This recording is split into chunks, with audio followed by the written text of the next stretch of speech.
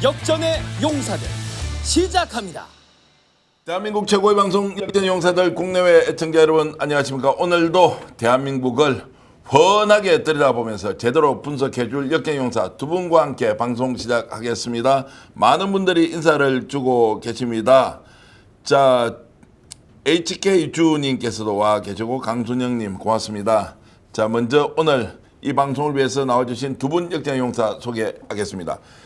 자, 김종욱 정치학 박사님 어서 오십시오. 네, 안녕하세요. 김종욱입니다. 네, 오늘 활기차게 한번 달려가 보겠습니다.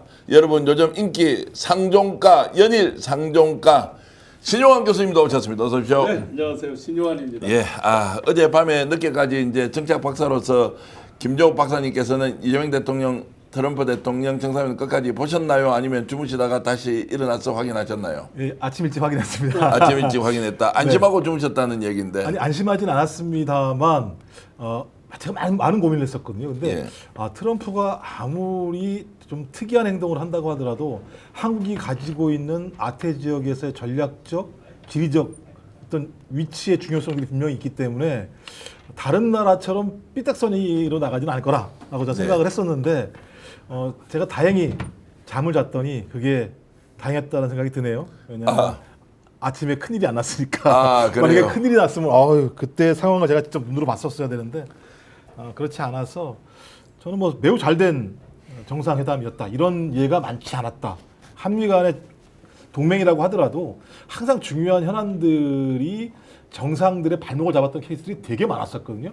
근데 이번은 훨씬 더 많은 의대가 있었음에도 불구하고 오히려 네. 그런 의대가 다 사라지고 두 정상이 케미가 잘 맞네라고 하는 부분으로 넘어갔었기 때문에 앞으로 앞으로 3년 그다음에 4년 이 정도는 좀 잘 진행될 수 있는 어떤 바탕을 깔지 않았나 이런 생각이 들죠. 자, 이제 시청자 여러분들께도 질문을 드리면서 제가 신 교수님께 이어갈 텐데요. 뭐냐면 오늘 이재명 대통령 어제 정상회담 3시간 전까지 자, 이게 뭐였습니까? 두 가지 단어를 썼죠.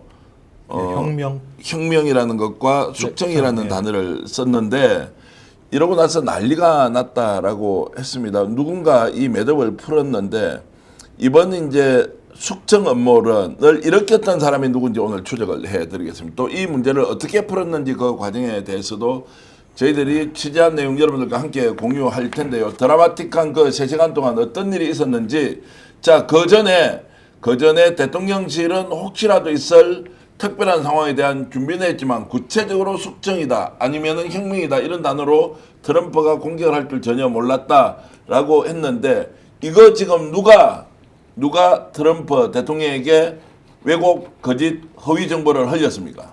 아니 근데 우리가 흔히 알고 있는 뭐 고든창이나 이런 사람들이 전달하고 또 우리나라 지금 극우 기독교계 또는 극우가 아니더라도 기독교계에서 여러 가지 이제 압력을 넣었다라고 알려져 있지만 기본적으로는 트럼프가 뭐 그 압력 때문에만 단순히 움직였다 이렇게 생각지는 않고 1987년도 트럼프가 직접 썼던 책 있잖아요. 거래 기술 아트 오브 쭉 해서 나오는 그 책 있잖아요. 네. 그 책에서부터 쭉 지금까지 올 때 트럼프가 항상 쓰는 이제 테크닉 중에 하나겠죠. 상대를 그로기 상태처럼 몰고 갔다가 본인이 풀어주면서 주도권을 잡고 나중에는 자기 유리한 걸 관철하지만 결과적으로는 합리성에 그래도 부합하는 결론을 내린다. 이런 것들로 왔었기 때문에 아마 여러 이제 극우 인사들도 의견 전달하고 같은 것도 분명히 영향을 미쳤겠지만 그걸로 마지막 종결까지 종지부까지 그걸로 몰고 간다 생각은 안 했을 걸로 생각은 합니다. 누군지 지금 추정이 가능하겠습니까? 트럼프가 인텔이라는 정보를 받는 라인을 통해서 한국에서 이런 일이 있었다. 심지어 미군까지 압수수색을 했다. 뭐 이런 이야기가 나왔지 않습니까? 그래서 이제 뭐 대체적으로 지금 아직까지 다 미확인인 거고 우리 정부의 입장에서도 거기에 대한 얘기를 하고 있지 않습니다만 보수 교계, 네. 그러니까 이제 극우 교계라고 얘기하는데 극우 교계와 네트워크를 맺고 있는 미국의 라인들이 이 마가 쪽과 연결이 되면서 인풋한 거 아니냐 이런 얘기들이 돌기는 합니다만 예. 미국 정보 자산이 만만치 않습니다. 예를 들면 그런 자산으로 들이밀었다고 해서 미국에 있는 백악관에서 이 문제와 관련해서 숙청 또는 혁명이라는 단어를 인풋했다고 트럼프 대통령이 그걸 바로 썼다고 생각하지 않고요. 말씀하셨던 것처럼 저는 협상 이전에 협상의 우위를 확보하기 위한 트럼프의 전술적인 대처였다고 생각이 들고요. 하지만 작업들은 했겠죠. 우리 쪽이든 아니면 그게 전달된 미국 쪽에 전달이 됐겠습니다만 이것 때문에 만약에 트럼프 대통령이 그렇게 본인이 SNS에 글을 올렸다라고 하는 것이 확인되는 것 자체로도 제가 볼 때는 트럼프에게는 안 좋은 상황이기 때문에 저는 그런 정보가 인풋됐다고 하더라도 궁극적인 결정은 협상의 레버리지를 확보하기 위한 트럼프의 협상 기술의 하나로 보는 것이 저는 타당하다는 생각이 들어요. 자, 이제 그렇게 볼 수 있고, 이제 다른 한쪽에는 뭐, 목사 누가 나섰다, 보수 또 교계의 원로가 직접 나섰다라는 거, 그 다음에 국가조창기도회도 지금 이름이 나오고 있습니다. 여기서 이제 국가조창기도회는 이봉관 회장과 관계없이 그것을 주도하고 있는 사람이 미국 국가조창기도회와 연결이 돼서 제가 이 말씀을 드리는 것은 이제 이름을 거론하면 명예훼손과 관련된 문제가 생길 수 있지만 곧 누가 이런 왜곡 정보를 트럼프에게 전달했는지는 내부에서 터져 나올 가능성이 상당히 있다. 이제 그걸 보면서 이들이 국내 정치에 어떤 식으로든 활용할 것이고 내가 그걸 했다라고 이제 이렇게 주장할 가능성도 있다라는 말씀을 좀 드리겠습니다. 그래서 그가 누군지 실제 맞는지 아닌지는 확인해야 한다. 왜냐하면 그자야말로 매국노 중에 매국노다. 그렇죠. 사실도 왜곡했고 두 번째는 그 왜곡된 사실이 마치 맞는 것처럼 트럼프에게 주입까지 시켰다라고 하면 미국의 거대한 뭔가 음모 세력들이 나서서 활동한 것은 분명하다라고 일단 단정짓고 여기에 대해서 우리가 진실을 밝혀야 한다는 생각은 좀 드는데요. 네네, 당연히. 그런데 지금 트럼프가 진짜 믿었다라 그러면 3시간 만에 이제 미스언더스탠딩이라는 표현을 쓰지 않죠. 네. 미스언더스탠딩이라고 한다면 반드시 따라붙는 게 I am sorry란 말이죠. 분명히 그런데 세계 최강대국 그 미국의 대통령인 트럼프가 쉽게 몇 시간 만에 자기가 미스언더스탠딩이라고 그거를 인정을 하고 갑자기 바로 사과를 한다. 있을 수 없습니다. 진짜 믿었다 그러면. 그러니까 이미 트럼프도 누가 뭐라고 옆에서 귀띔을 해주고 어떤 허위 정보를 제공해도 본인이 알고 있는 거죠, 기본적으로. 그러면서 이제 그걸 테크닉으로 어떤 협상의 수단으로 잘 이렇게 활용하는 그런 측면이 분명히 강하긴 했을 겁니다. 근데 이제 이게 보면 저는 트럼프가 상당히 머리가 똑똑한 것 같긴 해요. 왜냐하면 공화당의 가장 근본적인 게 기독교 보험주의라고 하는 하나의 예를 들면 종교적인 예를 들면 집단들이 분명히 존재하고요. 여기서 파생되어 있는 마가라는 집단, 두 가지 집단이 되게 중요한 그래서 트럼프 또는 공화당을 지지한 핵심적인 지지층들인데 이쪽에서 작업을 했다라고 얘기를 하면 저는 뭐 얘기했듯이 교회 압수수색이라는 단어를 얘기하잖아요. 직접적으로 트럼프가 교회 압수수색에 관한 소문이 있었는데 근데 그게 오해라고 확신한다고 얘기한 건 이 발언을 함으로써 자기들에게 이런 부분을 인풋한 사람들의 이야기들도 반영해 주면서 또 상대방인 한국 대통령에 대한 설명도 존중해 주는 방식으로 처리를 했다는 측면에서 매우 제가 볼 때는 좀 정무적인 판단들을 한 것이 아닌가 생각이 들어서 저희가 생각했듯이 만약에 말씀하신 것처럼 그런 세력들이 작업을 통해서 미국의 백악관까지 그런 것들을 전달한 능력이 있다라고 저희들이 확인한다면 네. 이거 되게 중대한 문제가 되겠죠. 왜냐하면 네. 이것은 정상회담뿐만 아니라 앞으로 일상적으로 저자들 같은 경우는 국민의힘과 연계하면서 저희 한미동맹들을 이간질시키려고 하는 노력들을 꽤 할 것이기 때문에 그것에 대한 발본사고는 필요하다고 하더라도 이 사건의 실체를 성공한 어떤 롤플레이를 했다라고 보는 건 저희가들이 좀 과도한 포장이 될 수도 있다 생각이 들어서 거기까지 저희가 이해할 필요는 없다 생각이 듭니다. 트럼프가 쓴 이제 영어 단어가 퍼지하고 레볼루션이거든요. 레볼루션은 미국인들이 생각하는 레볼루션은 우리가 생각하는 레볼루션하고 좀 다른 측면입니다. 사회적인 개혁 이런 쪽에 이제 좀 더 가깝게 생각하고 우리는 다 때려 없는 이제 혁명 이쪽으로 이제 그게 더 가 있는데 퍼지는 숙청이라고 우리가 다 번역을 하지만 정확한 용어로 보면 정적 제거라고 보는 게 맞을 겁니다. 미국 사람들이 생각하는 펄지는. 그렇게 보면 트럼프는 이미 친위 쿠데타를 윤석열이 일으킨 게 실패했다라는 걸 알고 있습니다. 그러면서 이제 퍼지라는 단어와 레볼루션이라는 단어를 썼는데 이미 알고 분명히 협상의 기술을 활용하는데 걷다 대고 트럼프가 잘 모르는 것처럼 극우라든지 누가 어떤 사람인지 정확히는 저는 모르지만 많은 사람들이 어떤 오해가 될 만한 정보를 제공하는 거 이미 다 알고 분명히 활용하고 있었다라고. 자, 어쨌든 그자가 누군지를 찾아야 한다. 매국노 중에 매국노다라는 정도로 정리하면서 이제 이 질문 드리겠습니다. 자, 그러면 트럼프가 이것은 미스언더스탠딩으로 이제 일단 정리를 했습니다. 네. 그러면 한미 정상회담이 파토가 날 것이다. 가다가 쫓겨날 것이다.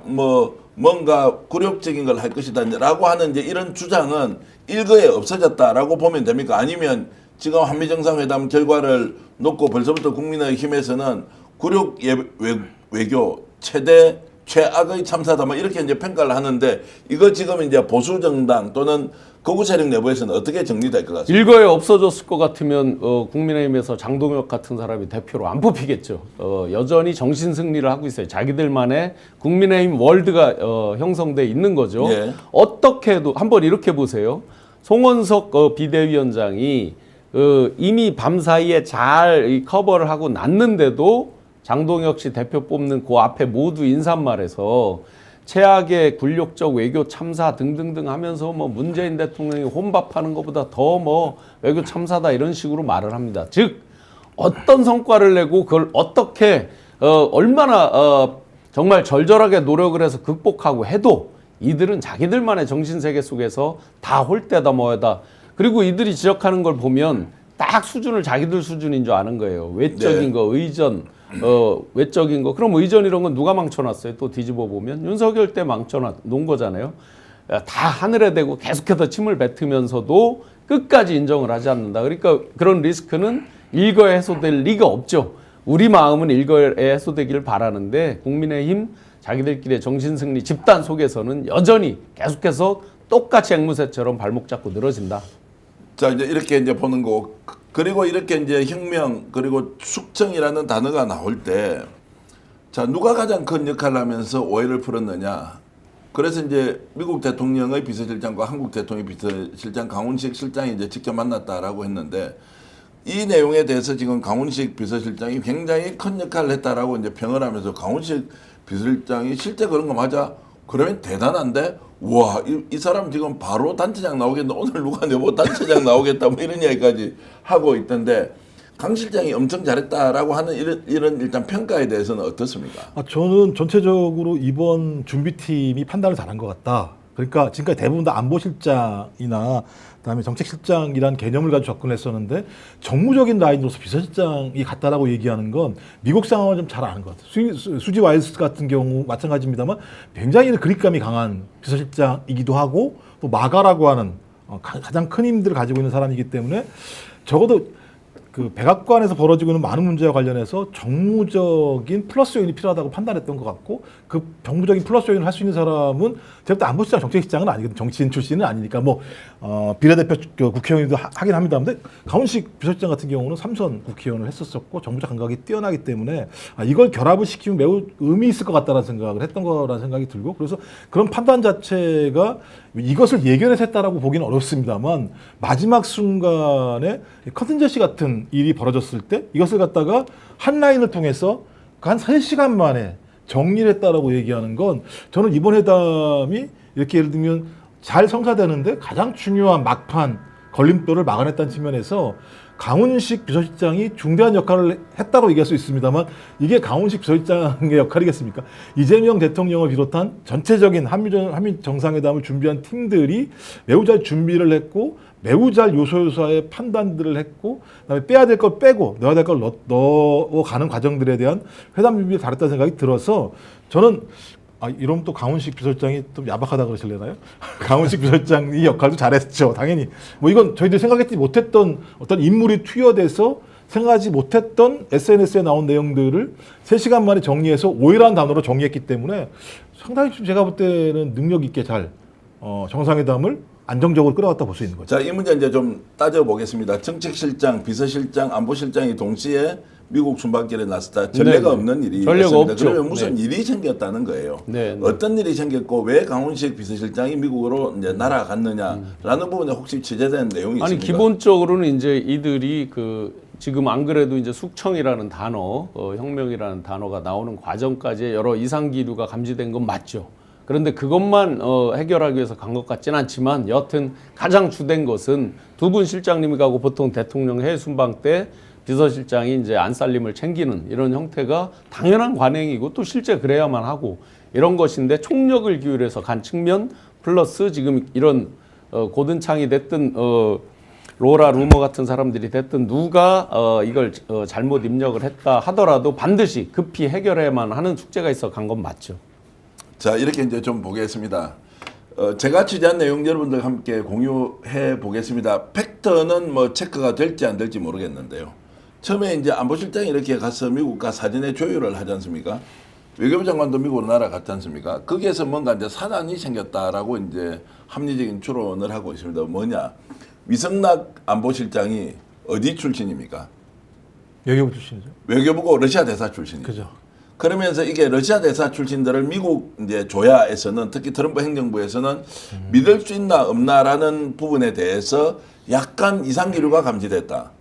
이걸 지금 이재명 대통령 또는 지금 참모라인에서 제대로 인지를 하면서 매우 구체적인 내용을 해야 하는데 트럼프와 지금 푸틴은 협상을 진행 중이고 그리고 주 러시아 대사 출신에 대해서 어느 정도 지금 한국 정부와 긴밀한 협의나 대화를 할 수 있느냐라고 하는 것에서 위성락 지금 안보실장이 문제가 있어서가 아니라 미국이 약간 좀 불편해한다 또는 이거 뭔가 좀 협상을 진행하는데 문제가 있겠다라고 하는 것을 우리 대통령실에서 감지를 하고 야 이거 그러면 어떻게 할 거냐라는 것을 미리 알아차리고 미국에 선제적으로 우리 정부가 나서서 그러면 비서실장 직접 만나자라고 하면서 먼저 라인을 뚫게 되었다라는 가설이 매우 합리적으로 지금 정리가 되고 있습니다. 외교 소식도 실제로 제가 이제 미국도 그리고 이제 특히 이제 국내에서 이재명 대통령을 잘 아는 분들하고 이렇게 통화를 하고 어떻게 된 겁니까라고 이제 질문을 하고 아마 그 말씀을 하신 분이 이 방송 지금 보고 계실 텐데요. 그렇게 해서 선제적으로 대응을 했다. 그리고 비서실장 핫라인을 만들어서 미국 트럼프 대통령이 불편해하는 부분을 이재명 대통령이 사전에 해결을 했다는 거예요. 이제 그렇게 하고 나서 이제 갔는데 이 문제가 딱 터졌을 때 이미 한 라인이 개설돼 있었던 거예요. 그러니까 바로 강훈식 비서실장이 가서 이 문제가 이렇다라고 오해를 풀었다. 절묘하다. 그래서 사전 준비가 너무나도 철저했다라는 이제 이야기를 이미 평가하고 있습니다. 뭐 그건 뭐 왜 제가 그 말씀 드리는데 왜 웃음이 아니 왜냐하면 저는 위성락 안보실장이 주로 대사를 했기 때문에 신뢰할 수 없다라는 말에 좀 동의하기 어려워서 그런 거예요. 예. 왜냐하면 이분 같은 경우는 주로 북미 라인이었어요. 외교부 내에서도 북미 라인이었고 미국을 가장 잘하는 사람 중에 하나이고 그랬기 때문에 이재명 대통령이 위성락이라고 하는 인물을 소위 비례로 들어오기는 했었습니다만 신뢰했던 측면이 있었기 때문에 또 그렇게 보기는 어려운 측면이 있고 오히려 제가 볼 때는 과거의 미국과 다르게 트럼프 행정부에서는 좀 문턱이 두 개 있다고 보는 거예요. 하나가 소위 우리가 얘기하는 외교부라고 하는 국무성 라인에서 대부분 다 조정이 돼서 합의가 되는데 트럼프 때가 되면 이 백악관에 또 다른 문턱이 존재하는 거죠. 가게 되면 백악관에서 새로운 방식의 어떤 협상의 내용들을 들고 나와서 협상 자체를 흔드는 부분이 분명히 있었기 때문에 저도 이 리스크 관리를 하기 위해서라도 백악관 내부에 실시라고 얘기할 수 있는 소위 와이스 비서실장과의 라인을 갖는 것이 더 좋겠다라고 하는 판단을 했다라고 하는 것이 제가 볼 때 더 상식적이지 않을까 제 생각에는. 뭐 그렇게 일단 네네. 보시고 이제 나중에 어떤 이제 이런 이제 팩트 체크가 되는지는 한 번 더 이제 보시고. 네, 제가 판단할 때도 그 부분은 김종욱 박사님 의견하고 비슷합니다. 네. 왜냐하면 트럼프 행정부가 정말 러시아 대사라서 어떤 약간의 뭐 이견이나 의심이 있다 이 부분은 동의하기 어려운 게 예. 사실은 트럼프 대통령이 푸틴과 정말 가까운 사이이죠. 다만 이제 어떤 국가 간의 문제, 외교 간의 문제는 자기 개인의 저기로 풀 수가 없기 때문에 그런 정도지. 그런 러시아 대사를 했다는 것 때문에 어떤 의심 때문에 그렇다. 이 부분은 전적으로 동의하기는 어렵고요. 일각에 이제 우려하는 사람이 있을 수는 있겠지만 그 부분이 대세에 어떤 징장을 줘서 그거 어떤 갑자기 뭐 비서실장이 갔다 이렇게 하기에는 조금 옹색한 면은 보여지는 것 같고요. 다 거꾸로 그 와이스 비서실장이 전무후무한 트럼프 정말 완전 넘버원 참모란 말이죠. 그립도 네. 세게 잡고 그러면 가장 신뢰를 갖고 갈 수 있는 파트너. 동등한 파트너 이런 측면으로 보는 게 가장 적합하지 않을까 생각이 듭니다. 그러니까 지금 이제 미국 외교사에서도 그 미국의 대통령 비서실장이 실질적인 2인자인데 대한민국의 대통령 비서실장과 동급을 이렇게 한 전례가 없고 일본도 유럽도 어느 나라도 그렇게 이제 일단 맺었던 적이 없었다는 것까지 오늘 이제 얘기가 나오는 걸 보면 사전에 그 이재명 대통령이 이제 준비했던 내용 하나하나가 이제 어느 정도 밝혀지리라고 저는 이제 생각을 하고요. 그런 면에서 미국에서 이재명 대통령을 신뢰할 수밖에 없는 분위기를 일단 만들었다는 것인데 자 그것이 반영된 모습입니까? 트럼프 대통령이 대한민국에서 만든 볼펜을 보고 이런저런 이야기를 하면서 환하게 웃었는데 이재명 대통령과 트럼프 대통령 볼펜 장면 한번 같이 보시겠습니다.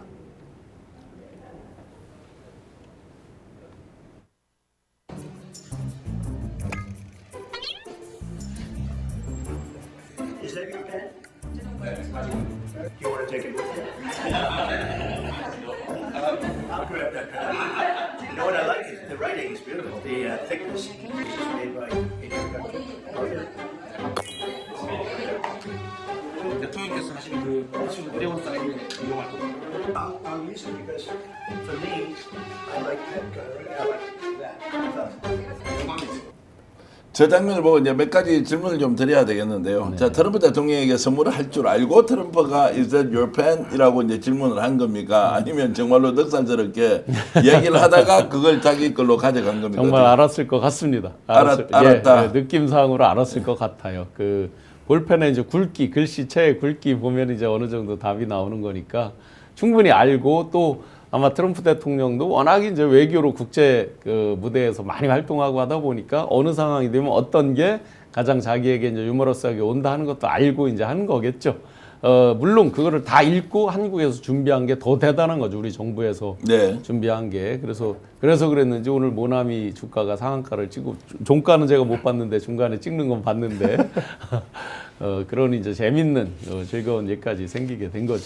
자, 트럼프 대통령이 이제 저렇게 호의를 이제 베푼 것은 결국 이제 앞서 있었던 정상회담에 대해서 굉장히 만족스러워 한다라고 이제 볼 수 있는 것 아니겠느냐. 만약에 알고 있었고 나에게 선물 줄 것이다라는 것까지 생각을 했는데도 이거 당신 펜이 맞아요라고 묻고 이거 내한테 줄 수 있나라고 했다는 것은 호의적으로 대하는 것 치고는 굉장히 진도가 많이 나간다 이런 생각이 좀 들거든요. 그러니까 제가 볼 때 이제 케미가 맞는다고 얘기하죠. 저럴 예. 때는 케미가 딱 맞는구나. 그리고 생각을 해보면 협상이 잘 안 되는데 의자를 빼주진 않을 거잖아요. 그렇죠. 근데 의자를 빼준다고 얘기하는 거, 나 너랑 오늘 충분히 좋은 느낌이었어. 예. 내가 최대한 너를 존중해줄게. 의자를 빼준 것도 있었고, 그다음에 이제 말씀하신 것처럼 펜을 달라고 하지 않잖아요, 웬만하면. 네. 펜 달라고 얘기했다라고 하는 건 너랑 나랑 매우 절친이야. 그러니까 절친일 때 우리가 펜 잘 모르는 사람한테 야, 그 펜 예쁘다. 그 펜 줄래? 그러면 너 뭔데 나한테 펜 달라고 그래? 그럴 텐데 매우 절친하다는 걸 보여주는 거고 또 제가 볼 땐 정보가 들어가긴 했을 것 같아요. 왜냐하면 이게 2달 걸렸다고 그러더라고요. 네. 이 볼펜 만드는데 2달. 수제로 한데 2달 정도 걸렸다고 얘기하는 걸 보면 사이드 정보가 들어가지 않았을까 생각이 들기도 하고 좀 그렇다면 충분하게 이 부분들 관련해서 얘기가 됐다는 생각이 들고 제가 제일 말씀하신 것처럼 덕을 본 건 모나미예요. 시총이 500억인데 거래량이 320억이었대요 오늘. 사실은 만든 회사는 다른 회사인데 그 회사 오늘 홈피가 아까 중간에 마비돼 있었어요. 예. 나중에 오후에는 또 복구되긴 했는데 근데 조금 전에 이제 그 백악관에서 양국 정상회담을 하기 전에 이재명 대통령이 차에서 내리는 장면, 그때 이제 첫 번째로 트럼프 대통령이 악수하는 저 장면이 있지 않습니까? 저때 얼굴을 좀 자세히 보면요. 자, 양국 정상의 모습이 어떻습니까? 굉장히 긴장된 상태에서 뭔가 화기애애하다 이런 느낌이 전혀 안 들지 않습니까? 저 때까지만 하더라도 뭔가 좀 불편한 관계가 지속될 수 있다.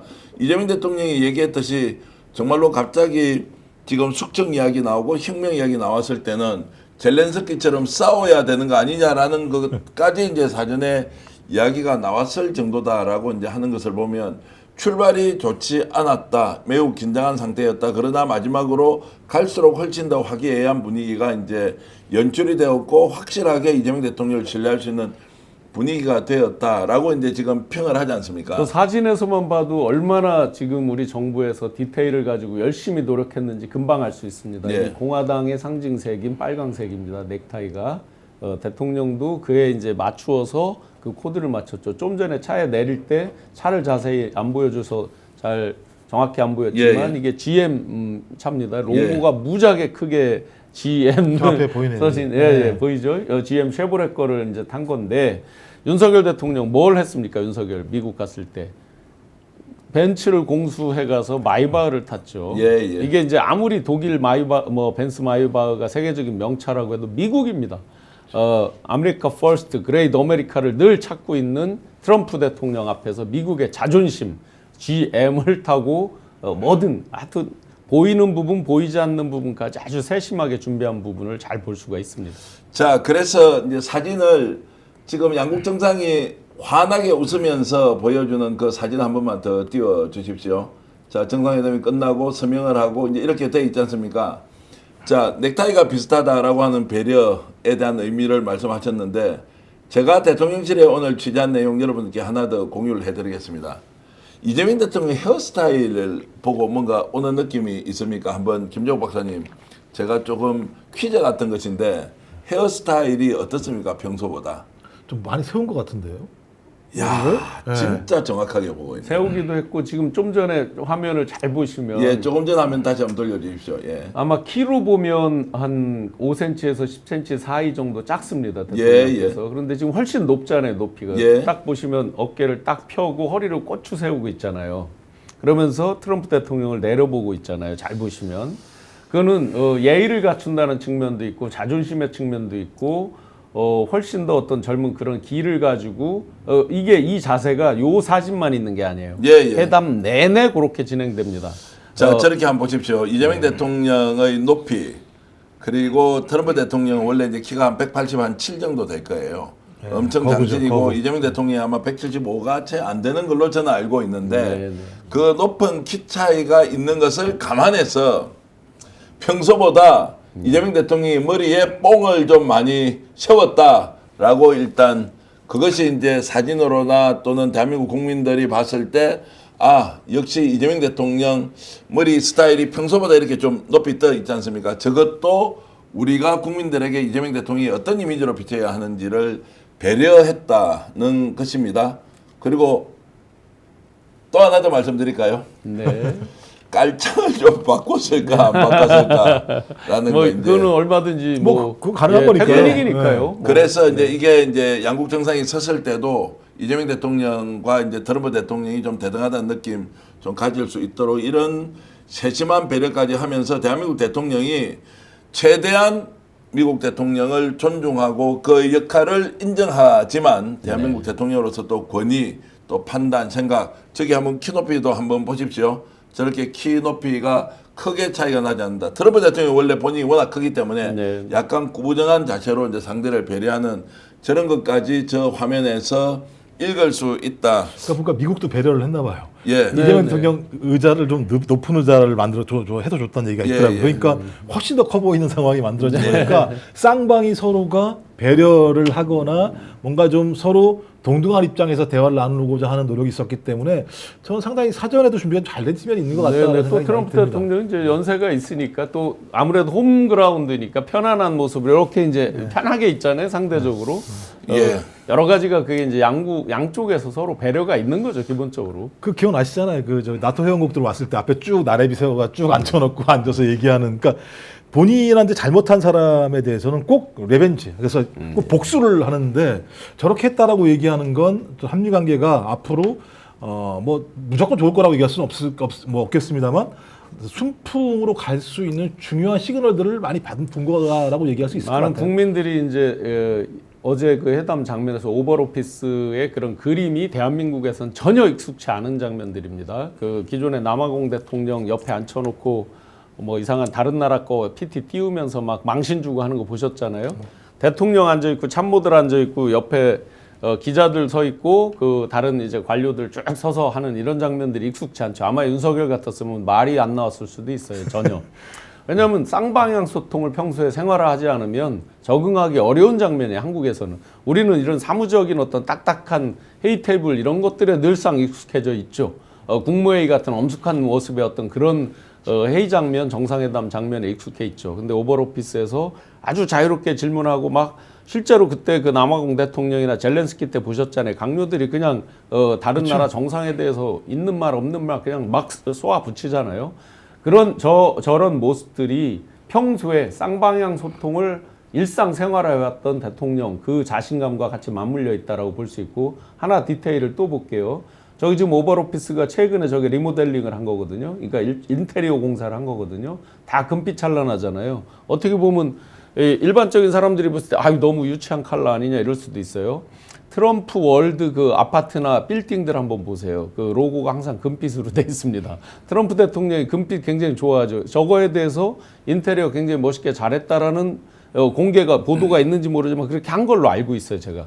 이런 것들이 다 아주 작은 거지만 세심하게 트럼프 대통령이 진짜 좋아하는 거 그런 부분을 제대로 공략을 했다라고 볼 수 있겠습니다. 자, 그래서 이재명 대통령의 마음이 트럼프의 마음이다. 트럼프의 마음을 완전히 사로잡았다. 이심터심 뭐 이런 단어가 이제 나올 법도 한데요.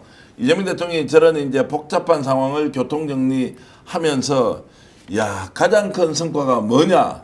지금까지 나와 있는 것 중에 가장 큰 성과가 뭐냐라고 하는 부분에서 오늘 또 제가 외교 전문가 몇 분들 이렇게 또 정권에 참여했던 분들과 좀 이렇게 의견을 나누면서 여쭤봤습니다. 자, 신용환 교수님 봤을 때 지금 이제 1박 2일이 딱 지났습니다. 내일까지 이제 미국 방문하고 돌아오게 되는데 지금 이제 가장 큰 성과가 뭐냐? 이번에 이제 한국과 미국 대통령 간의 정상회담에 네. 대해서는 지금 어떻게 지금 우선 가기 전에 방어적으로 현상 유지만 잘해도 진짜 큰 성과다 이랬단 말이죠. 네. 그런데 보세요. 통상에 대해서 어떤 재협상이라든지 이런 거 아예 말도 안 나왔습니다. 두 번째, 방위비 협상 미국에서 꺼낸 적도 없고 한국에서 먼저 얘기를 했습니다. 기본적으로. 물론 방위비 재협상 이런 것들이 화두로 세게 올라온 적도 없습니다. 세 번째, 우리가 원하는 어떤 경제적인 거, 조선에 대한 거 이런 거 지금 대통령이 그 벤스 부통령하고 같이 이제 한화 그 조선소하고 막 하잖아요. 이런 장면들이 있잖아요. 그러면 결국 경제적인 이런 측면들, 그 다음에 외교, 안보, 국방에 대한 측면들 우리가 원하는 건 다 얻었다. 어떤 나라는 그 자리에서 트럼프가 찍찍 긋고 새로 한 것도 있어요, 실제로. 네, 일본입니다. 완전, 네. 뭐, 베트남도 굉장히 당황도 하고 여러 가지가 있는데, 대한민국 관련해서는 그런 게 없다. 그러면, 사실상 뭐, 극우에서 또는 국민의힘에서 뭐라고 평가를 하든지 간에 우리가 얻을 건 다 얻었다라고 볼 수 예. 있겠습니다. 굉장히 큰 성과다라고 하셨고 이제 어떤 부분이 가장 주목해야 되는 것이냐? 일단 전 기본적으로 이재명 대통령이 한미 정상회담 앞에 자락을 다 깔아놓은 게 있다. 그러니까 기본적으로 1번을 먼저 들렸지 않습니까? 그러니까 한미일 협력이라고 얘기하는 미국의 전반적인 전략적 구상에 맞도록 선제적인 작업들을 해왔다라는 측면들이 하나인 것 같고요. 두 번째로는 제가 가장 주목하는 건데 이 트럼프 대통령이 개인적인 부분과 관련해서 자기의 삶에 뭐 좋게 말하면 철학이고 자기가 가고자 하는 방향이 있는 것 같은데 그런 거잖아요. 노벨 평화상도 받고 싶고 천국도 가고 싶어하고 그렇지 않습니까? 본인이 생각하라는데 근데 이재명 대통령이 한 얘기가 뭐냐면 너한테 다 줄게. 네가 알아서 다 해. 이런 얘기를 한 거예요. 따지고 북한 문제와 관련해서도. 그러니까 역대 어떤 대통령보다 북한에 대한 접근 문제가 가장 뛰어난 것 같다라고 얘기를 한 건 적어도 트럼프에게 상당히 좋은 이미지를 남겨준 거고 말씀하신 핵심적인 내용입니다. 통상 전략적 유연성 국방비 문제라고 얘기하는 게 이거 제가 볼 때 해결하기 어려운 난제들이 다 켜켜이 쌓여있는 상황들이었었는데 실제로 이런 핵심적인 현안들에 대해서 이견들이 도출되지 않고 오히려 쌍방의 암묵적 동의가 있었다고 얘기하는 건 서로가 충분히 이 부분에 대한 공감대를 가지고 있다는 겁니다. 이게 가장 중요합니다. 그러니까 숫자로 나와 있는 어떤 그 공동 합의문 이런 게 중요한 게 아니라 이 쟁점 사항에 대해서 전체적인 회담이 양 정상 간에 파한대소를 하면서 끝났음에도 불구하고 이런 이견이 도출되지 않았다라는 건 앞으로 우리 쌍방 간의 이 문제에 대해서 차곡차곡 큰 문제 없이 협상하겠다고 하는 공감대를 만들었기 때문에 제가 볼 때 오히려 훨씬 더 무언의 효과들이 충분히 많이 쌓여 있는 거다라는 생각이 들어서 좀 거기에 집중을 해야 되는데 아마 그러겠죠. 무슨 공동 합의문도 없잖아. 뭐 예를 들어 우리가 받아온 게 뭐가 있어라고 얘기하는데 받아온 게 왜 없습니까? 통상협상 우리나라처럼 잘한 나라가 얼마나 있습니까? 따지고 보면. 근데 거기에 대한 3,500불에 대한 이견 사항이 하나도 안 나왔다라고 하는 건 대단히 중요한 내용들이고요. 또 하나가 전략적 유연성 문제는 트럼프 대통령이 주목하지 않을지 모르겠습니다만 미국 조야에서는 가장 중대한 문제 중에 하나가 전략적 유연성 문제입니다. 전략적 유연성 문제와 관련해서 아무런 얘기도 나오지 않았다는 측면에서는 적어도 동아시아 전략을 추진하는 과정에서 한국과 충분한 협의를 하겠다라고 하는 밑자락이 깔려 있는 거거든요. 네, 이건 예. 대단히 중요한 겁니다. 성과요? 성과 트럼프 대통령이 마지막에 친필 썼잖아요. 뭐 다소 악필인 것 같아요. 우리 기준으로 보면 Tremendous future with you라고 표현을 했어요. 위대한 지도자라고 먼저 칭찬하고 정말 놀라운 미래가 당신과 함께 미국과 함께 펼쳐질 거다라고 그랬죠. 그다음에 I am always here for you로 마무리를 했어요. 네. 더 이상의 성과가 뭐가 어떤 걸로 입증을 해야 됩니까? 이것도 회담을 다 하고 마지막에 친필로 써줬어요. 정말 최고의 성과를 단 한마디 한 문장으로 표현해 준 글이죠. 자, 그러면 이제 결론에 이르기 전에 제가 중간 질문 하나 드리겠습니다. 자, 이재명 대통령과 트럼프 대통령 이렇게 이제 정상회담할 때 트럼프 대통령이 모든 정보를 다 파악하고 회담에 들어왔느냐? 아니면 제대로 보지 않고 워낙 일정이 바쁘고 또 연세도 있으시다 보니까 자기 감으로 이렇게 정상회담을 잘해야 된다는 당위만 가지고 왔느냐라고 했을 때 어떤 쪽일 것 같습니다. 철두철미하게 트럼프 대통령이 준비하고 들어왔느냐 아니면 그냥 제가 좀 쉽게 이야기하면 그래 만나서 해결하지라고 하면서 일단 먼저 만나자라는 마음으로 들어왔겠는가. 저는 당연히 이 트럼프 대통령이 막 등치도 크고 막 해서 대충 하는 것 같지만 굉장히 꼼꼼한 사람으로 이제까지 알고 있고 실제 그동안 해온 일들과 여러 가지 이제 뭐 정상회담뿐만 아니라 비즈니스 할 때 모습들하고 내용을 보면 아주 철두철미한 사람이죠. 그 면에서 이재명 대통령하고 완벽히 일치하는 면이 있다. 그다음에 이번에 이제 닥터 리라고 나오잖아요. 이해양 그 통역 이분의 역할이 정말 미국의 수많은 관료들을 통해서 많은 정보와 보고를 받았겠죠. 사전에 예행 연습이 있겠죠. 뭐 미국이라고 해서 방심하고 안 할 리가 없잖아요. 그런데 이 이해양 씨는 단순한 통역사가 아니다. 한국에 대한 각종 이제 중요한 정보와 이런 것들을 같이 트럼프랑 상의할 정도의 네. 아주 놀라운 그 정말 그냥 단순한 통역사 이상의 몇 급절의 외교적인 역할을 하는 분이기 때문에 다 판단하고 다 파악하고 준비했다고 저는 확신합니다. 자, 그렇게 말씀 주시는 거고 제가 여기다가 조금 보태서 말씀드리겠습니다. 주한미군 생각 없이 갑자기 벗어서 얘기하시면 제가 예. 또 머리가 아프잖아요. 아닙니다. 주한미군 숫자에 대해서 4만 정확하게 명. 네. 기억을 못하고 있는 것이냐 실제로 착오하고 있는 것이냐 27,000명인데 이제 4만 명이라고 이야기하는 28,500일 텐데요. 예예. 이제 4만이라고 저번에도 4만이라고 했어요. 예예. 그러니까 본인은 이 4만이 들어와 있다는 생각이 들긴 하는데 이게 정확히 모르겠어요. 야 우리가 군대를 많이 보냈어라고 하는 강조점으로서 4만을 계속 주장하는 건지 예. 아니면 말씀하신 것처럼 숫자에 대해서 잘 모르는 건지 잘 모르겠습니다만 저는 왜 이게 중요하냐면 이 트럼프라는 사람은 사업가예요. 예. 사업가가 장사 마음대로 못합니다. 네. 꼼꼼하게 체크를 해야 되고 확인을 해야지 펑크가 안 나는 거고 펑크가 안 나야 돈을 벌 수 있는 거라는 생각이 들기 때문에 본인이 살아온 과정을 보면 저는 계산을 다 했다는 생각이 드는데 또 하나가 이제 질의응답 과정입니다. 질의응답 과정을 보면 이 트럼프는 질의응답 과정을 자기의 공세적인 어떤 본인의 과시를 위해서 또는 상대방에게 더 많은 것들을 얻기 위해서 질문을 하는 상황이었는데 이번에 보니까요. 이번에는 기자들이 얘기하는 모든 질문에 대해서 매우 상세하고 자세하게 설명을 하더라고요. 그리고 이 와중에 이재명 대통령에 대해서 공세적인 질문한 게 아무것도 없는 상황이에요. 네. 전 그렇다면 기조를 잡고 들어왔다. 그러니까 트럼프라는 사람이 한미 정상회담과 관련해서 기조를 잡고 왔을 것이고 초반 상황에서는 약간 긴장됐었습니다만 소위 이재명 대통령이 오자마자 여러 가지 농담을 던지고 상당히 케미가 맞는 과정을 보면서 본인이 제 생각했던 시나리오 중에서 좋은 시나리오 같다는 생각이 들고 그 시나리오가 마지막까지 이었다는 생각이 들기 때문에 제 생각에는 그냥 대강해서 온 거라고 생각하기에는 전혀 이해가 안 되는 이정갤이라고 있죠. 미국 정치 갤러리, 뭐 나경원, 지금 김문수 수도 없이 이제 그 사전에 뭐 홀대, 뭐 역사에 없는 뭐 홀대를 받았네, 뭐 외교 참사네, 뭐 여러 가지 했던 사람들 딱 시작하자마자 의자 빼주는 그 하나로 모든 게 무너졌다고 생각을 합니다. 그러면 그 몇 시간 사이에 과연 어떤 변화가 있었고 트럼프의 인식의 변화, 상황의 변화 뭐가 있었을까? 역시나 타고난 협상가다. 트럼프 들었다 놨다 줬다 폈다에 대해서 상당히 능숙한 사람이다라는 측면을 볼 수 있었습니다. 이재명 대통령을 가장 잘 알고 있는 분 중에 한 사람이 오늘 한미정상회담의 최고 성과는 두 분이 말씀하신 제 플러스 알파 추가적으로 말씀을 드리면 한미 간의 비서실장 한 라인을 구축한 것은 한미 외교사에서 최초다. 네. 그리고 그렇죠. 지금 원론적으로 양국 정상이 합의했던 내용의 실무적인 협의 라인이 이제 소위 말하는 예전에는 트럼프 주니어를 통해서 뭔가 비선 라인, 꼭 비공식 라인을 통해서 했던 것을 완벽하게 대한민국 정부 대통령의 비서실장과 미국 트럼프 대통령의 비서실장이 동급이든 아니면 협력적 관계이든 라인을 구축한 것은 전 세계 최초 사례다. 네. 이것이 앞으로 남아있는 5년 동안 엄청나게 중요한 역할을 할 것이다. 웬만한 문제는 다 풀 수 있을 것이다. 이것을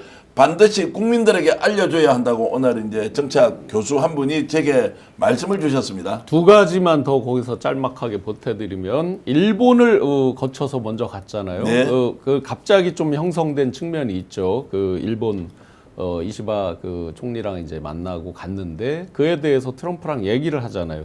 그랬을 때 이게 혹시나 서로 제대로 조율이 안 됐으면 내가 세계 최강국을 만들었는데 나부터 안 오고 어디를 딴 데를 거쳐서 와? 이럴 수도 있잖아요. 그런데 딱 얘기했을 때 한미일 이 공동 축이다는 느낌으로 그걸 유연하게 아주 좋아하면서 받아줬다는 거 한 가지. 또 하나는 단순 농담처럼 했지만 중국에 같이 가자. 비행기 싹도 비싼데 기름값도 비싼데 중국에 같이 가자. 농담으로 하는 거지만 자 그동안 친중인의 별의별 그 비난을 했던 그구들 국힘 이제 뭐라고 할 겁니까? 그걸 단순히 그냥 무조건 농담이다 치부해요? 이제 더 이상 그런 택도 없는 그런 억지 프레임들 이런 것들이 통하기 어렵다라는 거. 그 말씀이 갑자기 들어서 중요한 게 이재명 대통령이 딱 정확히 얘기했잖아요. 지금까지 우리가 계속 얘기했을 때 이제 안미 경중 이렇게 얘기를 했었다. 네, 예. 그래서 이제 안보는 미국, 경제는 중국. 그러니까 우리가 두 개가 동등한 것처럼 이해가 되는 측면이 꽤 있었는데 전혀 그렇지 않다. 이제 상황이 바뀌었다. 이재명 대통령이 직접 얘기한 겁니다. 이제 상황이 바뀌었다. 안보이든 경제이든 미국과 함께 한 방향으로 협력할 수밖에 없다라는 얘기로 자락을 깔아놨기 때문에 저는 이런 보고들이 다 올라갔겠죠. 네. 그런 측면에서 적어도 이런 내용 자체가 말씀하신 국무성 라인이 아니라 아니면 안보실 라인이 아니라 강훈식 비서실장과 또 백악관 비서실장 라인에서 중요한 순간마다 직보 체제로 아직까지는 정확히 모르겠습니다만 갈 수 있다면 말씀하신 매우 중요한 건데요. 강훈식 비서실장이 오늘 기자들한테 얘기한 게 그런 거죠. 지난 통상 협상 이후 양국 대통령 회담을 준비하면서 장기적이고 종합적 문제 협의를 위한 한라인 구축이 필요하다고 판단했다. 핵심적인 내용이요.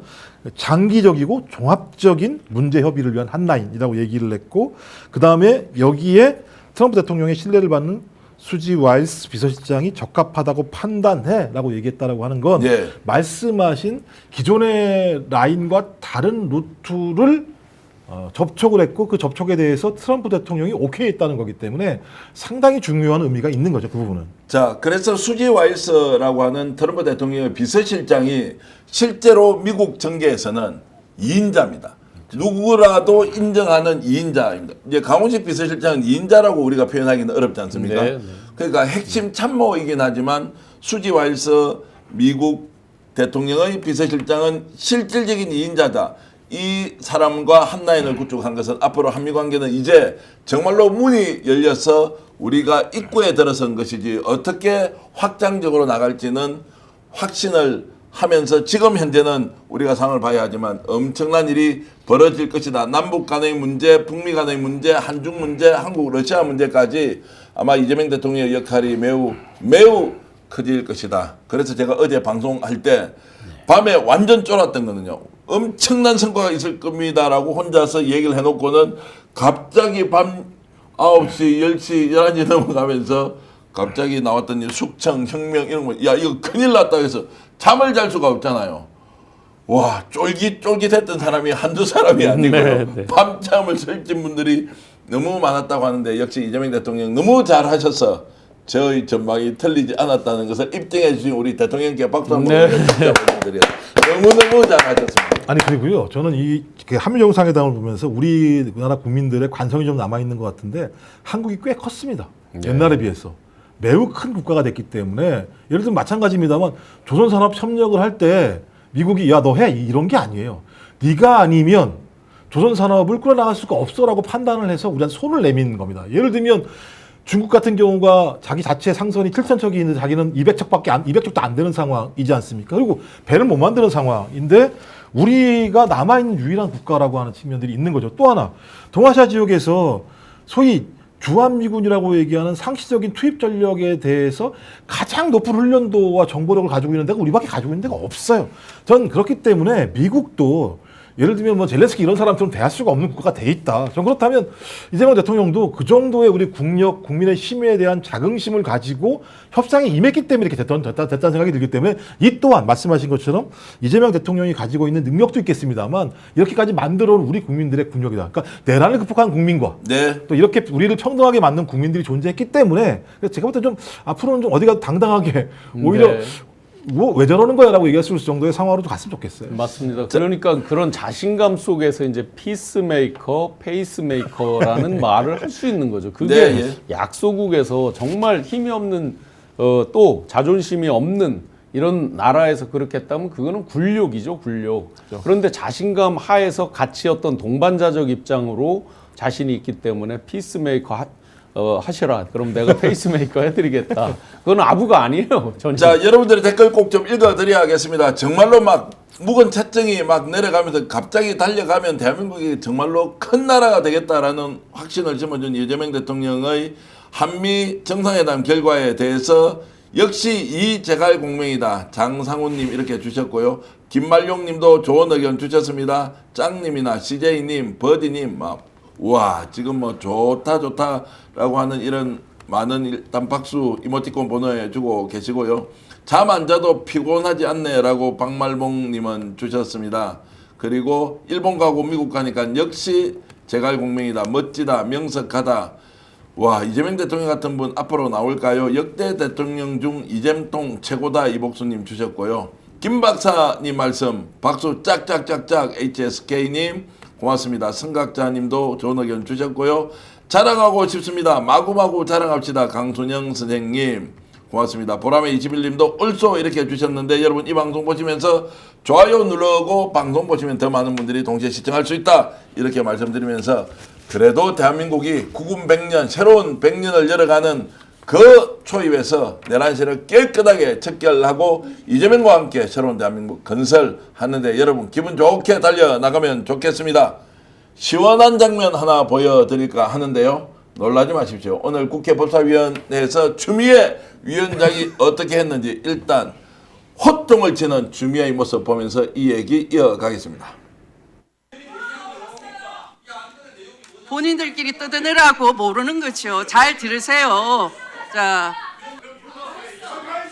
이거 제가 지금 아까 말씀 다 드렸는데 그렇게 고함 지르시느라고 안 들으시는 거예요.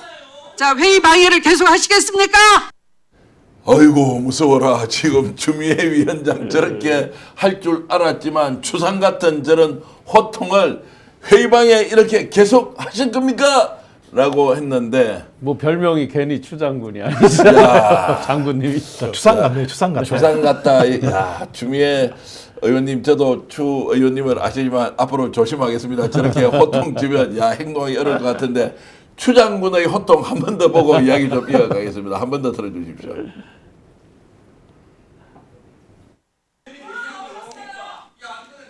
본인들끼리 떠드느라고 모르는 거죠. 잘 들으세요. 자, 이거 제가 지금 아까 말씀 다 드렸는데 그렇게 고함 지르시느라고 안 들으시는 거예요. 자, 회의 방해를 계속 하시겠습니까?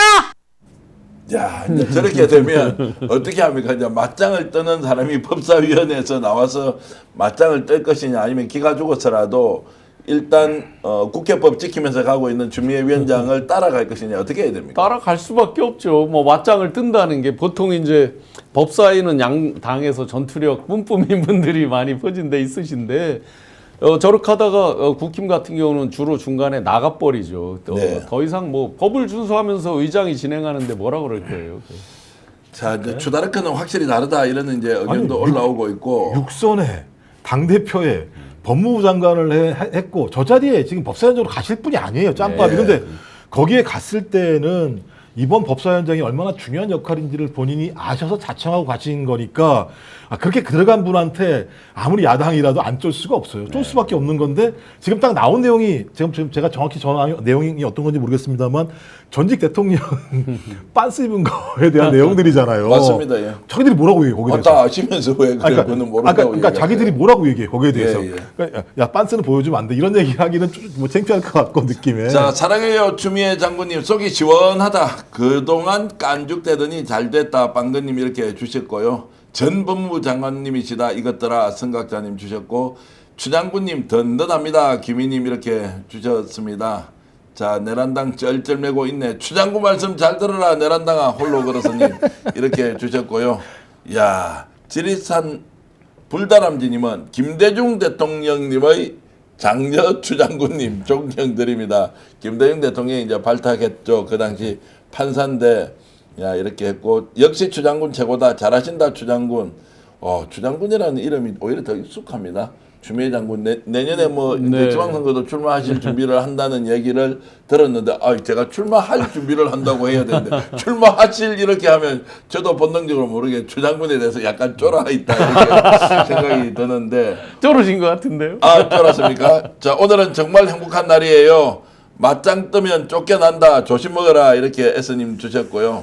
겸손 이재명 대통령이 당연히 잘할 줄 알았는데 뭐 쭉쭉쭉쭉 이렇게 이제 의견 주고 계신데 송석준 의원은 그래도 딴지를 계속 걸 것이다. 도나님께서도 역시 추장군이다 이렇게 했는데요. 이제 저 내용이 뭐냐면 결국 윤석열에 대해서 CCTV 열람을 할 거냐 말 거냐 이 절차가 맞느냐 아니냐 논쟁이 되는데 왜 우리가 국회에서 이거를 결의하면 안 되느냐라고 하면서 결정을 했는데요. 추미애 장군이 어떤 얘기를 하는지 추미애 위원장 이야기 조금 더 들어보겠습니다.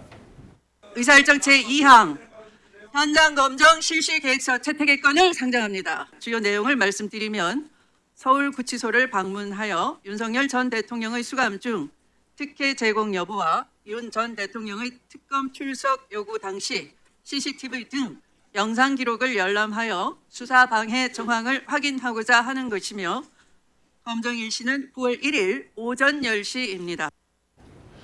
자 이제 저렇게 했습니다.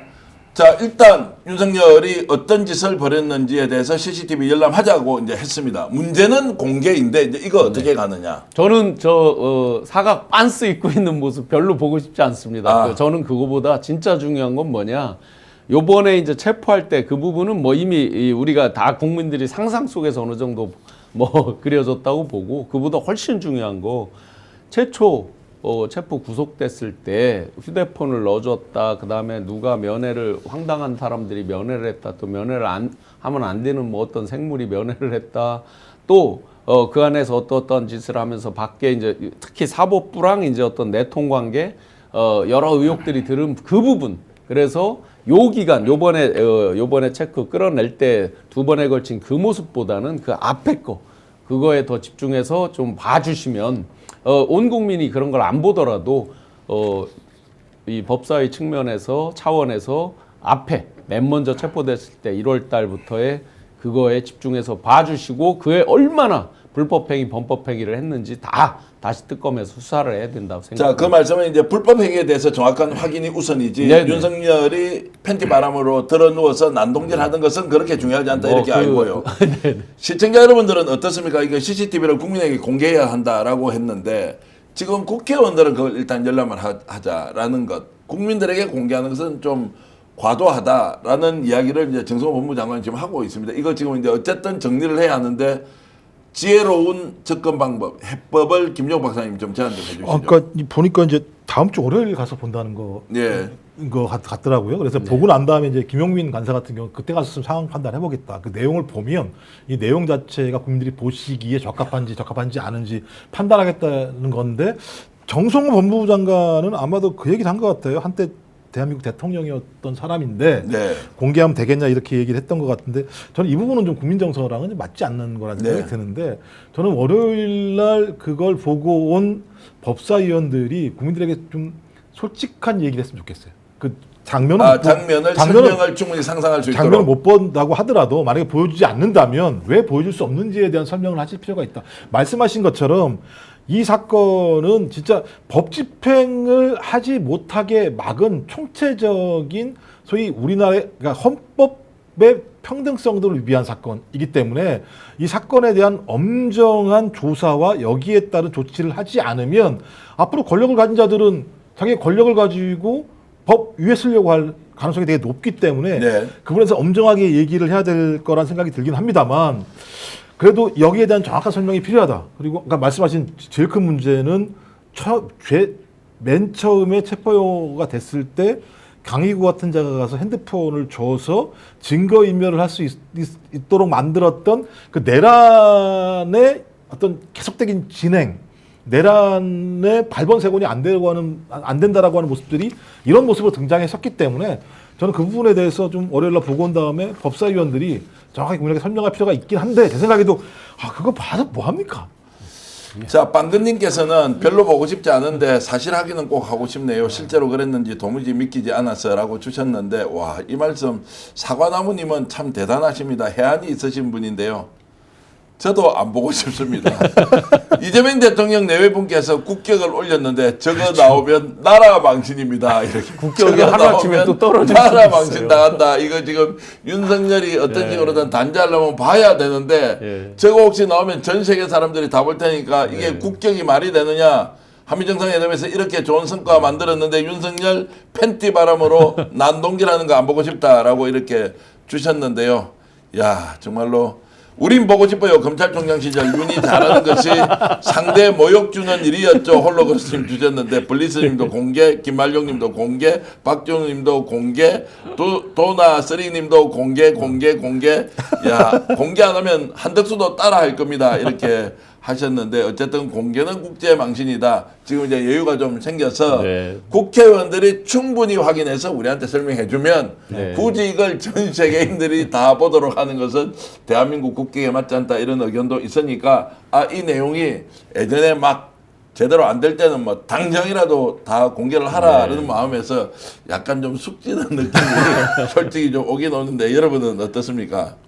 야, 저는 보고 싶습니다. 김희수 형님, 알겠습니다. 그러면 제가 국회의원 통해서 어떤 내용인지 충분히 상상할 수 있도록 내용을 잘 정리해서 여러분들께 한번. 국회에다가 상영관 하나 만들어서 여기 이제 그 보고자 하시는 분들은 국회에 오셔서 그걸 보게 하는 것도 방법이긴 하겠네요. 야, 달빛님은 그걸 김건희한테 보여주랍니다. 다른 사람한테 보이지 말고 김건희한테 보여줘라. 이렇게 이제 얘기를 하고 있는데 어찌됐든 지금 추미애 법사위원장이 등장하면서 확실히 바뀌고 있습니다. 어떻게 바뀌느냐. 이제 법과 원칙대로 국회가 가지고 있는 권한 행사하면서 다 국민들 앞에서 시원하게 깔 걸 깔아. 그리고 국회의원들이 우리 대신해서 본다면 우리도 기꺼이 용인할 의사가 있다. 이런 정도까지 하겠습니다. 당대표 경선과 관련돼서 이변이 일어났습니다. 제가 예측했는데 틀려버렸습니다. 어제 저녁에 방송했던 세 분 다 틀려버렸습니다. 자, 김문수가 될 것이다라고 대체로 예측했는데 여론은 그렇게 갔지만 결국 당심이 아예 지금 장동혁을 찍어버렸습니다. 이거 어떻게 된 일입니까? 요거를 정말 주의 깊게 봐야 됩니다. 최근 특검 수사랑 맞물려서 어게인 2021이 돼버린 거죠. 홍준표 전 대구시장이 그렇게 억울해하는 게 있죠. 일반 국민 선거인단에서 본인이 한 10.6 그 정도 이겼는데 당심에서 완벽히 지는 바람에 완벽히 졌다. 그리고 요번에 한번 보세요. 똑같아요.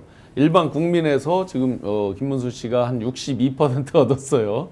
어떤 게 옳다 그르다의 가치평가의 모습이 아니에요. 뭐냐면 당심에서 홍준표 씨가 올렸는데 왜 이게 있었잖아요. 신천지 이만희 교주가 대부분의 그 사람들이 여전히 당원으로 활동한다는 코멘트를 한 거를 SNS에 올린 게 있잖아요. 자, 이번에도 그러면 신천지 통일교 요새 특검에서 막 수사하는 거 나오잖아요. 당심의 근간의 상당수가 어떻게 움직였을까, 누가 어떤 세력이 움직였을까를 의심해 봐야죠. 결론적으로 어게인 2021이다. 여전히 이 당은 그러한 당원 구조에서 헤어나오지 못하고 있다. 자, 오늘 장동혁 국민의힘 당대표 당선자가 어떤 얘기를 했는데 윤석열 면회와 관련돼서 이렇게 얘기했습니다. 들어보시겠습니다. 왜 접견을 하겠다고 말씀드렸는지 이미 언론에서 여러 차례 그 이유에 대해서는 말씀을 드렸습니다. 그리고 처음 말씀드린 것처럼 저는 전당대회 기간 중에 제가 당원들과 국민들께 약속드렸던 것은 특별한 사정의 변화가 생겨서 그것을 지킬 수 없는 상황이 아니라면 저는 지키도록 하겠습니다. 자, 저희들이 이제 구체적인 질문 들어가겠습니다. 자, 지금 저분 이름이 장동혁. 그래서 이번에 이름도 잘 모르죠, 사실은. 아닙니다. 사람들이. 장동혁 이제 아니, 지금 많은 사람들이 대표인데 잘 몰라요, 실제. 요분 이름이 전동혁 대표 아니냐. 전환될 때문에 그런 건가요? 예, 이제 그렇게 하고 또 네네. 지금 전동혁 대표가 나온 거 아니냐 뭐 이런 이야기가 있습니다. 자, 이렇게 질문드리겠습니다. 두 분께.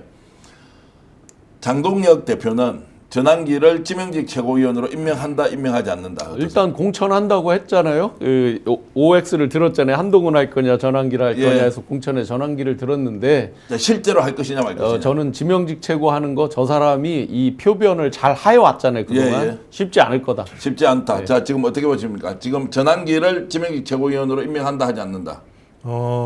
하시겠어요?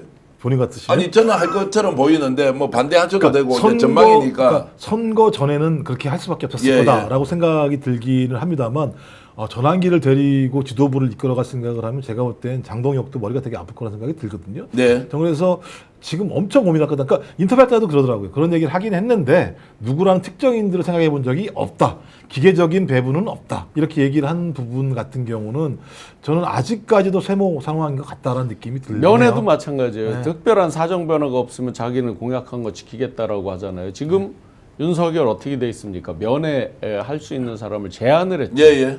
알고 얘기하는 거예요. 알고 자, 그래서 공약한 본인은 거예요. 면회 가고 싶으나 결국 윤석열이 오지 말라고 해서 안 가겠다라고 오지 말한 거 아니라 연막치는 것이다. 법에 못하게 돼 있잖아요. 지금 특검에서 저 제안해 놓은 게 있잖아요. 자, 이제 그것도 봐야 되는데 어쨌든 지금 전환기를 지명직 최고위원으로 임명할 것이냐 말 것이냐 하나. 두 번째. 쉽지 않다고 봅니다. 자, 조경태, 안철수를 비롯해서 소위 말하는 탄핵 찬성파들을 출당을 시키겠다. 자진으로 탈당해라 라고 하는 경고를 구체적으로 당대표위에 실행한다, 하지 않는다.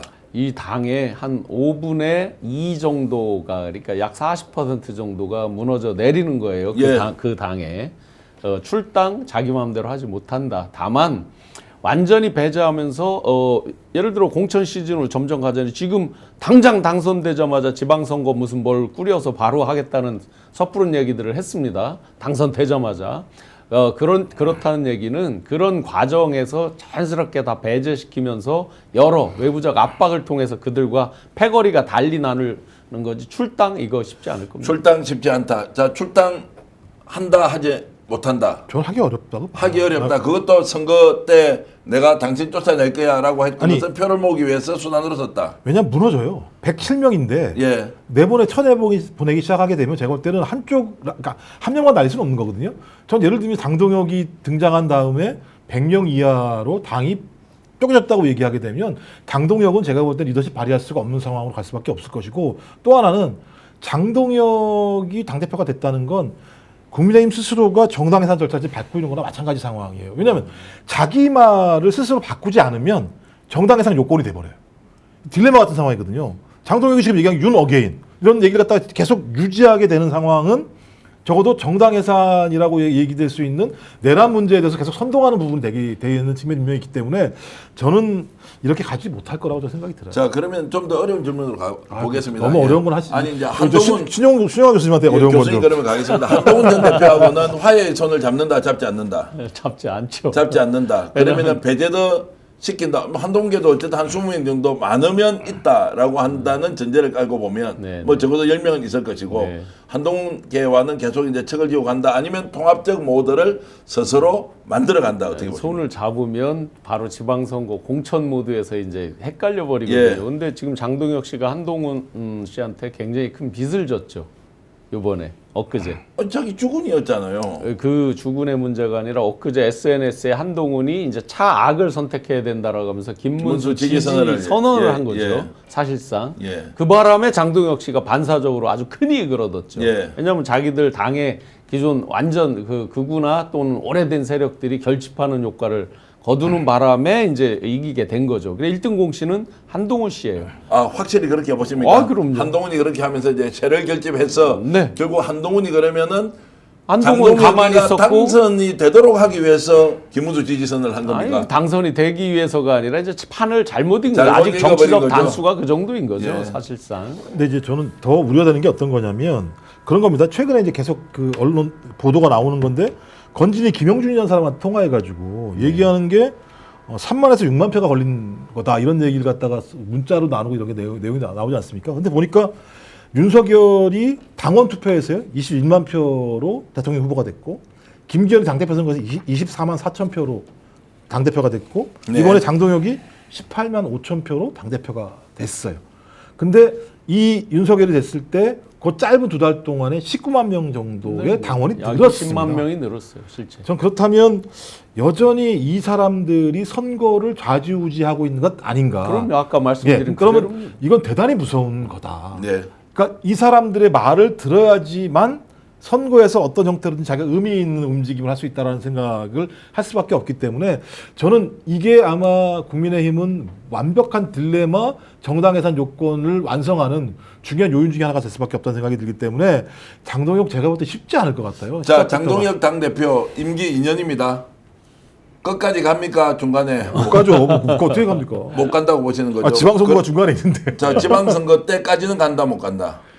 아, 지방선거 때까지는 저는 갈 거라고 봐요. 갈 거라고 본다. 제가 자, 장동혁 순항할 수 있다 없다. 공천 때문에 이제 뭐 여러 이제 트러블이 많이 나면 비대위 체제로 또 가겠죠. 자, 못 간다. 못 갈 가능성이 있다. 그래서 이제 장동혁의 선택은 둘 중에 하나다. 본인을 지지했던 사람하고 똘똘 뭉쳐서 전환기를 지명직 최고위원 시켜서 아싸리하게 지방선까지 내가 힘으로 밀어붙이고 간다라고 하는 것 하나.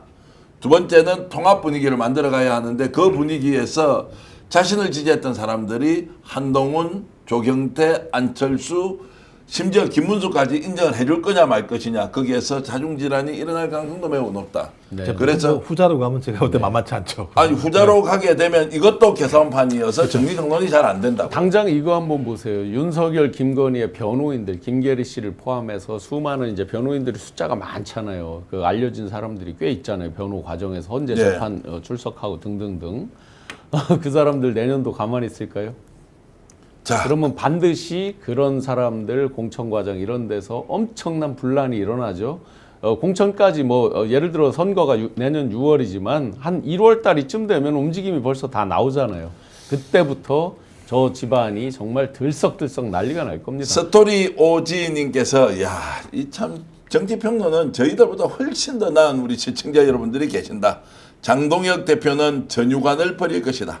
지금 와서 전유관이 필요하지 않을 것이기 때문이다. 이렇게 와 정말로 촌철살인입니다. 많은 분들이 이렇게 의견 주셨는데 장동혁 대표가 국힘을 어떻게 이끌어가는지 지켜보겠습니다. 장동혁 대표가 지금 1.5선이죠. 실제 국회의원 한 기간이 4년 채 예, 될까 보궐로 말까 할 건데요. 들어갔으니까요. 예, 그런데 이제 늙은 여우 내지 늙은 호랑이 뭐 등등의 성격으로 몇 선씩 된 사람들이 그대로 포진돼 있잖아요. 보면 그들과의 수싸움에서 과연 이길 거냐 하는 것들이 이제 아마 쉽지 않을 겁니다.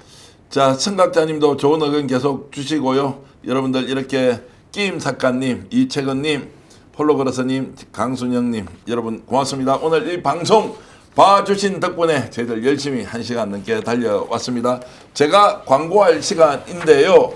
연일 매진 행렬을 하고 있는데 와 가격과 품질이 압도하고 있습니다. 국내산 자연산 민어회 400g을 24,000원에 드리고 있는데 하루에 500세트 이상 계속 나가고 있습니다. 민어회는 목포에 있는 경영푸드가 제대로 제공하고 있는데 24,000원 인터넷으로 절대로 구입할 수 없는 가격이다. 혼술부터 2, 3인 한 끼 식사까지 아주 강력한 민어회로 드시면 좋겠습니다. 400g 구성인데요.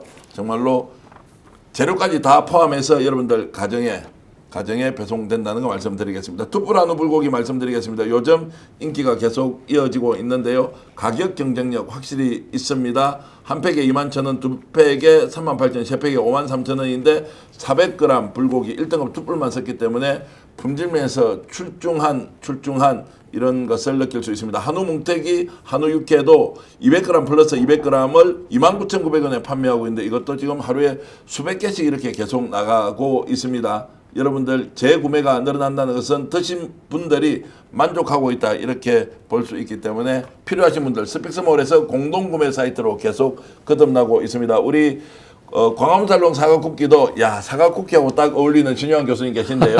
자 이것도 스픽스 단독으로 특가 상품 34,900원인데 30개 드리를 정말로 유기농 밀가루 제대로 만들었습니다. 가족들 그리고 부모님 자녀분들에게 선물하실 분들 이렇게 해주시면 좋겠습니다. 스픽스 이렇게 열심히 달리고 있는데 요즘 동접자가 적어서 걱정하는 분이 많습니다. 그런데 동접자가 적은데도 조회수가 비슷하게 유지되는 건 또 이게 왜 그런 것인지 스픽스 재방송 너무 많이 하는 거 아니냐라고 이렇게 걱정해 주시는 분도 있는데 초심 잃지 않고 열심히 방송 만들겠습니다. 가능한 취재 열심히 해서 단 하나라도 스픽스를 통해서 여러분들이 새로운 정보 접할 수 있도록 분석, 다른 의견 이런 거 함께 나누면서 여러분들이 좋아하는 다른 여러 유튜버 채널과 함께 성장 같이 하도록 하겠습니다. 역전의 용사들 이렇게 외치면서 끝낼 텐데요. 자, 우리 신용환 교수님의 직관TV 네, 요즘 잘 되고 직관TV. 있죠? 제가 뭐 제 자체 컨텐츠를 많이 못 만들고 계속 예. 출연하는 건 뭐 올리는데도 그래도 2만 지금 우와. 네 2천여 분 22,000명의 직관TV 그리고 김종의 탄탄TV도 이제 10,000명은 넘었죠? 예, 그 11,000에서 헤매다가요. 예. 이번에 12,000 와, 돌파해서 12,000명 부럽습니다. 주식이랑 비슷한 것 같아요. 비수가 네. 조금씩 예를 들면 상당으로. 그렇습니까? 저도 이렇게 팻말을 써서 좀 광고를 해야 될까 봐요. 한 하세요, 번도 하세요, 안 하세요, 했는데. 하세요. 아니 팻말 써서 좀 이제 광고도 하시고요. 네. 좀 저희들이 잘 나갈 때 많은 시청자 여러분들이 들어오셨을 때 홍보해 주시면 좋겠고요. 지금 뭐 5,000명씩 이렇게 봐주시는 것도 어마어마합니다. 한때는 우리가 100명의 동시 접속자가 없어서 100명 들어올 때 정말 환호성을 질렀던 적도 있기 때문에 3만 4만 이렇게 갈 때도 있었지만 지금 들어와서 우리 방송 봐주시는 여러분들이 귀한 저희 스픽스의 주인이십니다. 여러분들 잘 모시고 열심히 방송 만들어 가겠습니다. 구독하러 갑니다. 짱님 주셨고요. 그리고 하늘꽃님 여러분 진심으로 감사히 말씀드립니다. 제가 역전에 하면 용사들 네. 하면서 모두 방송 끝내겠습니다. 이재명 대통령이 그래도 대한민국을 이렇게 바르게 이끌어가고 있으니 얼마나 다행입니까? 3개월, 4개월 전 생각해 보십시오. 모든 것이 무너져 내릴 때 국민들이 눈물을 흘리면서 이 땅의 민주주의를 지키겠다라고 하면서 이재명 대통령을 우리가 만들어냈습니다. 이재명 대통령 이제 국민에게 이렇게 보답하고 있지 않습니까? 우리가 다시 화답할 때다. 더 좋은 대한민국 이재명 대통령과 함께 만들어 가자. 자신감 생겼다. 정말로 이런 마음으로 하루하루 살아가면 좋겠습니다. 남은 시간 행복하게 보내주시고요. 미국에서 K-PAC 미주민주 참여 포럼의 회원 여러분들이 엄청나게 미국에서 홍보활동 열심히 한다는 얘기도 들었는데 재외 동포 여러분들도 이재명 대통령의 성공에 큰 응원과 박수를 주셔서 감사드리면서 오늘 방송 모두 마치겠습니다. 신 교수님 그리고 김정 박사님 감사드리면서 역전에 하면 여러분도 같이 용사들 하면서 끝내겠습니다. 역전에 용사들! 자연산 목포 민어회 400g 한번 보십시오. 푸짐합니다. 이걸요 대한민국 최저가격 도전하는데요. 택배비 포함해서 24,000원에 오늘 주문하면 내일 바로 배송해드립니다. 주문 폭주하고 있습니다. 불에 껍질, 뱃살 골고루 이렇게 잘 준비가 되어 있습니다. 우와 맛을 보니까요 놀라운데요. 확실하게 보증합니다. 스픽스몰 공동구매했으면 여러분들 찾아볼 수 있습니다. 툭불 한우 불고기인데요. 야 400g 한 팩, 두 팩, 세 팩 판매하고 있는데요. 와 맛있습니다. 부드럽습니다. 역시 품질 좋은데요. 저와 함께 드셔보시지 않겠습니까? 드립니다. 툭불 한우 불고기 21,000원, 38,000원, 53,000원 바로 주문하십시오. 이익과 품질이 함께 배달됩니다. 스픽스몰 공동구매. 대한민국 고추장의 명인 정선자 선생이 만들었습니다. 뿌리 고수가 따로 없습니다. 볶음, 비빔밥, 쌈밥, 구이, 볶음에 찌개까지 100% 국내산 쇠고기에 더덕까지 들어간 약고추장이고요. 설탕의 향미 증진제, 인공색소가 첨가되지 않아서 깔끔하고 건강한 맛이 너무나 다릅니다. 와 좋은데요. 그런데 가격 아니겠습니까? 홈쇼핑에서 39,900원인데요. 250g짜리 5통을 우리가 29,900원에 택배비 포함해서 드립니다. 와 진짜 단독 특가입니다. 명인의 손맛으로 밥상을 바꾸세요. 자신 있다. 비교하라. 스픽스몰 화이팅! 와 가격 좋아. 때마다 바꾸면 밥상이 달라집니다. 대한민국 전통식품 명인 이성희 선생의 만능 맛된장. 홈쇼핑 완판 제품 지금 스픽스에 떴습니다. 스픽스 구독자 여러분들을 위해서 어렵게 갖고 왔습니다. 무침, 비빔, 찌개, 국, 소스, 볶음까지 이거 하나면 요리 고수가 될 수 있습니다. 시장이나 마트 어디에서도 못 삽니다. 스픽스에서만 가능한 이 가격 홈쇼핑 39,900원인데요. 우리 얼마에 팝니까? 지금 스픽스에서는 택배비 포함해서 공동구매가 29,900원입니다. 530g 2통, 300g 3통 총 5통입니다.